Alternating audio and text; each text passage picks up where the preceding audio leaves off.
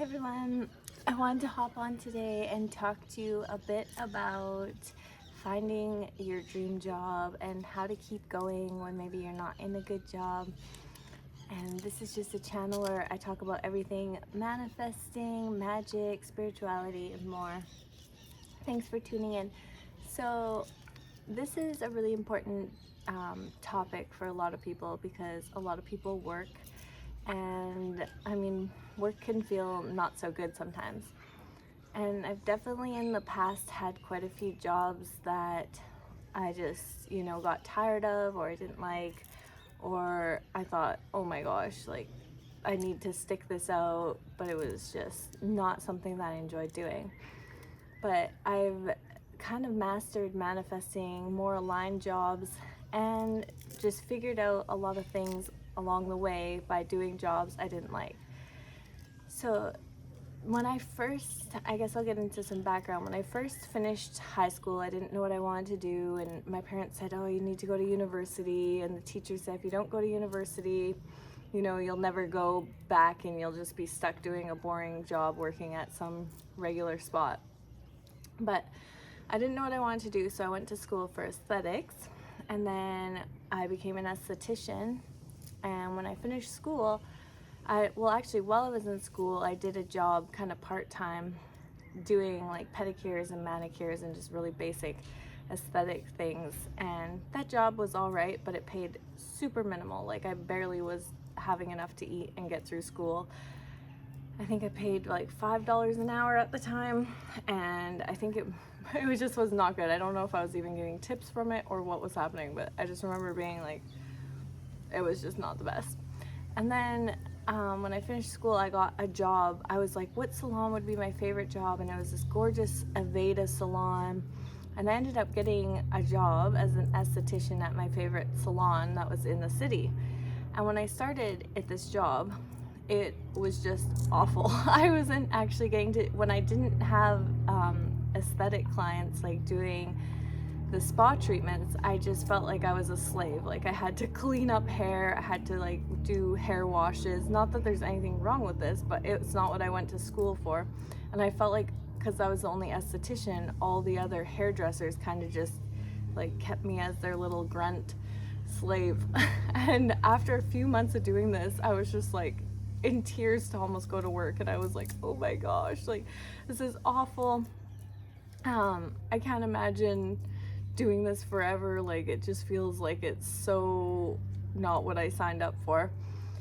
And then when the clients would come in, I felt like I was kind of like their slave. Like I thought, oh, this is gonna be great, I'm gonna offer this great service, but because these were such high-end clients, I felt like they were, and I was super young at the time, like 18, maybe just 19. I felt like they just treated me kind of like like just, like not very nice. And because the clientele seemed to be a little more rich, maybe the services were more, and I don't know, it was just, anyways, it was not what I signed up for, and I was super sad, and I felt like I went to school for a year for a waste, and I just couldn't believe it. And then I was like, you know what, I'm just gonna try somewhere different. Like let's just I don't know how I was ready to quit. Like I remember being ready to quit, so bummed out, and just thinking I'd rather go back to like serving tables and waitressing because I liked that more than this job I was now doing. And when I went to basically quit, that was a big kerfuffle. Like there was, I guess, like they kind of were like, oh, like we just hired you on, like why would anyways, I quit and I got a new job at a place that only did makeup and aesthetics, and that was so life-changing because all the girls there were just super sweet. There was no cattiness. They all treated me fair. They were just like, it was like going to hang out with a bunch of my girlfriends that were super sweet. And it was a huge turning point for me to realize, wow, like I almost just gave up on this thing. And I can't believe that I just about gave away this career that I could have had when there was this other job almost identical to the things I was doing, just a change of environment and a change of the vibe of the people coming in. And that really set me, I guess, has helped me through my whole life to realize that just because you're in a career currently doesn't mean that that same career doesn't have better positions for you or better opportunities. And I kind of just felt like I needed to share this because I remember this has helped me with interior design. When I finished interior design school, I graduated with full class, and only 2 of us ended up going on to like get a career in interior design. And I think a lot of people, they just gave up. And I wasn't actually, I just kept applying. Like, it took me so long. I think I applied at 40 or more places when I finished for interior design school, and I kept getting shut down, and they were like, oh, you have no experience. I'm like, yeah, I'm out of school. Like, what did I go to school for? And I just kept going, and they're like, oh, you need a bigger portfolio. And I get like kind of feedback, and I was like, okay, I'll make a bigger portfolio. And I just like keep doing things that these jobs like turned me down for. And eventually I ended up getting a job, but I think it was partly to know that, like, you know, not to give up, because I almost gave up before and then decided, no, I'm going to give it another go. But also, it's so important, I think, to be working in a place that you enjoy, or at least like going to, or you don't feel like you're going to cry every time you have to show up to work. Because even if you're like working at Tim Hortons and you absolutely hate it and you feel like this is the worst, like, who's not to say that there's more of a nice coffee boutique store that you're gonna actually like? Sure, it's like kind of the same industry, but maybe those people are home owned and they have lots of good perks, and you know, you get like more benefits, or you do, you know, have nicer staff that you're working with, or just the overall energy is just way more in alignment for you. And I think that it's really important, if you have like fear of like quitting a job and you don't like it, it's not gonna let anyone down.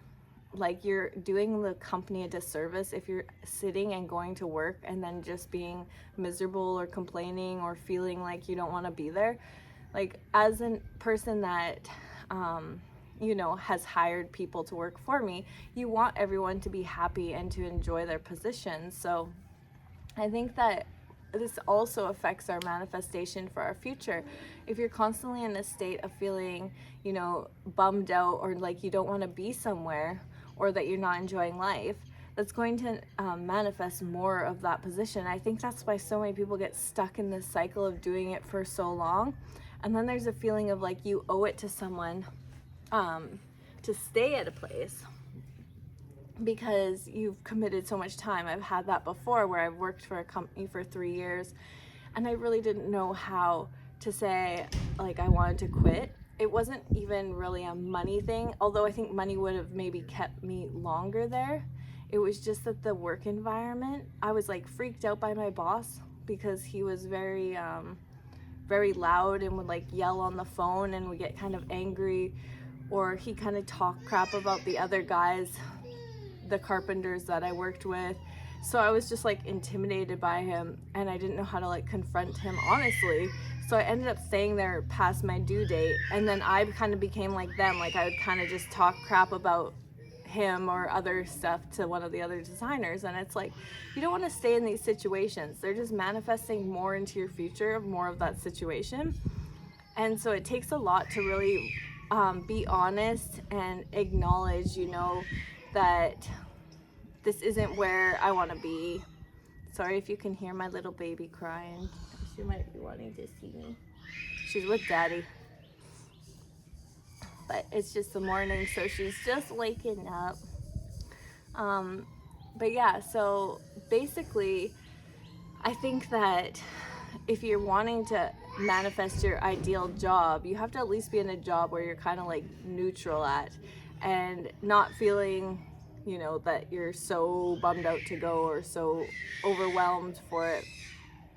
And another thing that I wanted to talk about is just embracing that there will be change, and knowing that like things don't always stay, like even at a job things can change. Like, it can be just your mindset, and you could get one new coworker that changes your whole environment.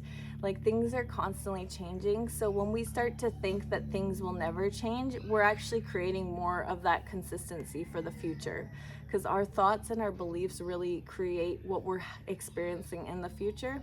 And that's what manifesting is. We're constantly perfect manifestors. And if we're thinking, this will never change, I'm never going to love this job, you're saying all these negative things about this job, well, it's never going to change and you're never going to love that job. But if you start to change it, being like, oh, things can change overnight. Like, we could have a whole shift change. Or like, I know, like, our one design job, we all went and we would go build houses for like poor villages in El Salvador.